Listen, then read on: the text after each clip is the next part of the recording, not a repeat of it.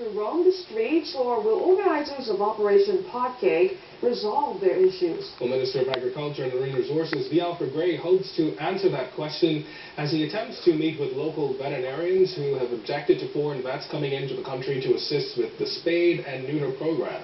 Well, Ferguson is on that story. It was supposed to be a free program to rid the streets of stray animals and control its population with the assistance of foreign veterinarians. But following objections by the Bahamas Veterinary Medical Association of the Bahamas, that project, known as Operation Potcake, will no longer continue in its original format. Instead, the association is proposing to receive $50 for each animal that is neutered. This is something that Minister of Agriculture and Marine Resources, Alfred, does not agree with. If it's a question of money, they could say so, because the government has an obligation. But, you know, for years it's been going on without any request of the government to pay anything, because these vets that come from away, dozens of them, they seek to help the Bahamian people by doing what they do. And if that causes the local veterinarian to lose $1, then they must step up to the plate. That's my view. And give something back to the country as well. But because they have not said anything to me, I'll leave it there, and I hope to get to the bottom of it. In a letter sent by Association President Dr. Bridget Johnson, she stated that each veterinarian would like remuneration in the amount of $50 per animal after services are rendered, which they agree is a nominal fee.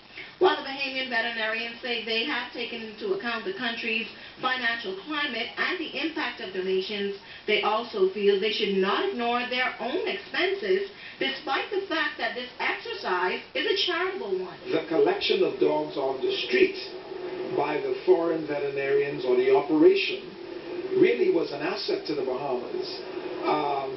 Those dogs would never end up in a veterinary office anyway. The local vets do not want the outside vets to come in to help.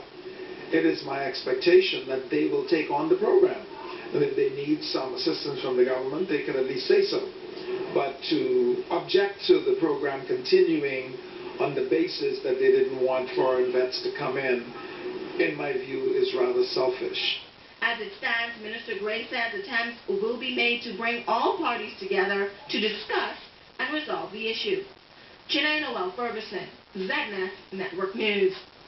Now, President of the VMAB, Dr. Bridget Johnson, issued a press release on the matter this evening, stated that the organization accepts the fact that there should have been more meetings with representatives of Operation Potcake to avoid the obvious misunderstandings. The statement went on to say that local veterinarians hold nothing against foreign vets, and pointed out that several non-Bahamians work with Bahamian vets every day in private practice. The statement noted that any suggestion of greed being placed on dedicated, highly qualified and hard-working Bahamian vets is outright unfair and unfounded. A meeting with members of Operation Potcake Planning Committee and the VMAB, along with a government representative, is set for early next week to bring rapid resolve to this matter. Well, the family is still clinging to